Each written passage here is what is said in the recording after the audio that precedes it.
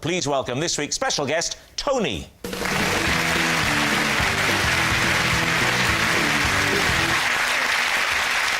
Welcome, Tony. Rhod, what is Tony to you? This is Tony, and for 5 years he was my badminton doubles partner.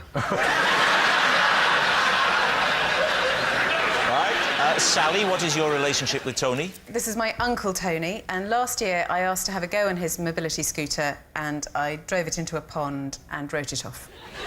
Right. Finally, David, how do you know Tony? This is Tony, and when I was little, he used to help me get to sleep by telling me bedtime stories about the war. Isn't that lovely? There we are. So, Rhod's badminton buddy, Sally's scooterless uncle, or David's bedtime storyteller. Lee, before you start asking, I'm going to bring a chair on for you, and you can have a lovely sit down there. There we are. You relax there. Lee. Sally, does he use the mobility scooter a lot? Quite a lot. He's had 2 hip replacements. So he can get by without the fact that he walked on fine tonight. Yeah, is... sure. He can get by. I don't think they're just for old people. You know, I've got a bath with a door. I think it's nice. That was more a DIY mishap, though, wasn't it? No, I think it's nice. Just open the door, step in, wait for 19 or 20 minutes while it slowly fills up in freezing cold. I think it's lovely. Why did you take the mobility scooter in the first place? Because I was going to play a psychopath in a film, or a psychopath on a mobility scooter. And I said, can I have a go? Because I can't drive a car. Sally, how far did you drive before you went into the pond? What was the distance? I didn't know I had it in reverse. So you were very close to the pond. So I wasn't far from the pond, but it was facing that way. Right. And I took it out of park the wrong way and went backwards. And was your uncle with you at the time? Yes. How much instruction did Tony give you before you got on the mobility scooter? Well, that he thought, as he said afterwards over tea, many, many times, that it was quite self-evident how one drove this thing. He said all it had was it's got a little, gear tiller, and he thought that even a nincompoop... Backwards or forwards, that's about Did you it. say gear tiller? Yes, well... That's a nautical expression. Yes. But you obviously felt, on some subconscious level, more comfortable at sea. Did you buy your Uncle Tony another mobility I did. scooter? How much was that mobility scooter? Yes, how much was that mobility scooter? It was £1,500. For a brand new mobility scooter? For a brand new one? Yes, because it... Hang on, is that right, Des?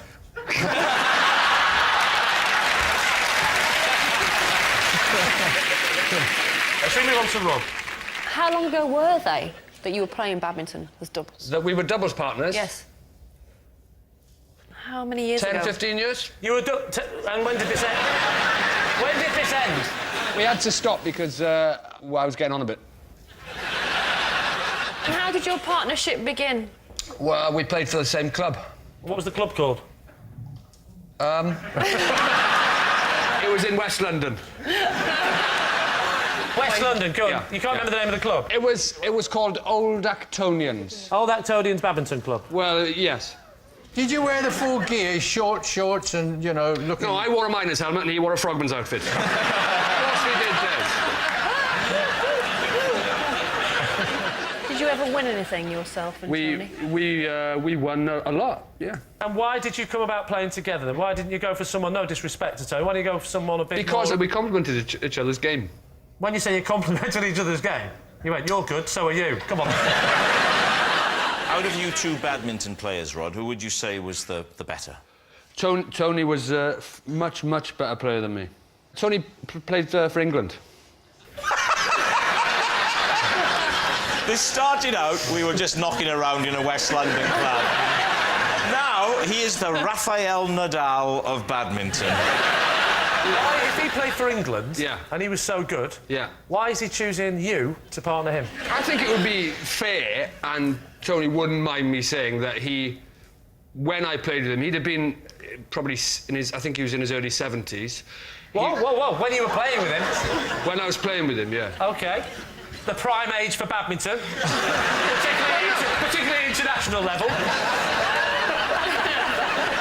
OK, David, what's your connection with Tony? What's your He lived next door when I was little. And he read your bedtime stories? He would occasionally babysit for me and my brother, and... It's feasible. Made up, or was this was just his stories from the war? Not out of a book, but ostensibly true. Did he ever just shout them through yes, the I wall? think- Surrounded by Germans, and so, basically, I'm trying to get to sleep. I don't care!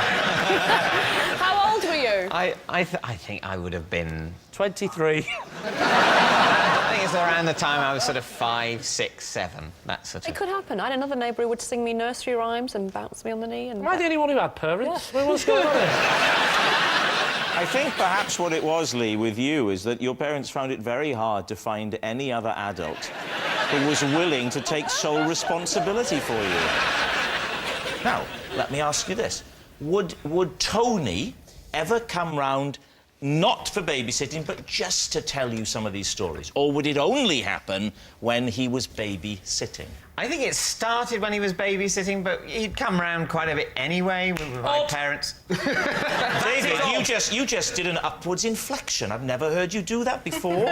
That's so not like you. Right? Sometimes he would come round anyway. What's happened to you? I'm on national television. I'm getting a bit defensive about talking about my abuse-ridden childhood. That's all. Of all the war stories that he told you that helped you go to sleep, what would you say was your favourite? Well, I think the thing that I found most interesting was the story Tony told about his mother, who during the war worked in the library in Oxford. This is the interesting one. And what she had to do was they had to compile and analyse and place photographs of the Japanese coastline. I'll tell you what, it's getting better. Carry on.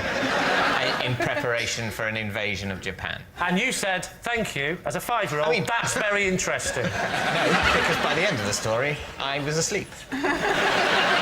It's time for an answer, Lee. So, is Tony... I'm still trying to get the idea in my head of just passing David's door and hearing a man in cycling. I mean, obviously, with the coastal line off Tokyo, it's very hard to determine whether we should have a land invasion or by... oh, you're asleep. Oh, OK. My job Nighty night. Sleep tight. Don't let the Japanese invade. I think Rhod we can discount. There were too many flaws. I agree with you. I think it's one of the other two. And I got a horrible feeling that it's David in the middle there. I know which one David is. All right, what about the mobility scooter with Sally? Have you ever taken your driving test? No, I've never even taken it. What? Never learned to drive. You can't emphasise the word even if it's the same thing. Have you ever taken your driving test? I've not even taken it. So, Lee's team, is Tony Rhod's badminton buddy, Sally's scooterless uncle, or David's bedtime storyteller? What are you going to say? It's not Rhod. It is. Tess, what are you going for? Sally. Sally. I think David. And in a weird way, I've now gone back to Rhod. Thank you. You can see it in his little Welsh eyes. But you're wrong.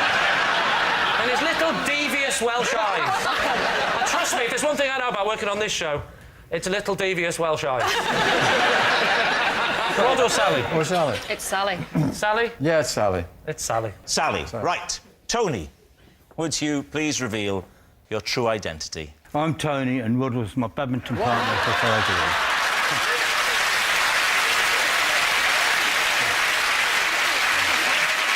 Yes, Tony was Rhod's badminton doubles partner. Tony, thank you very much. Well, thank you.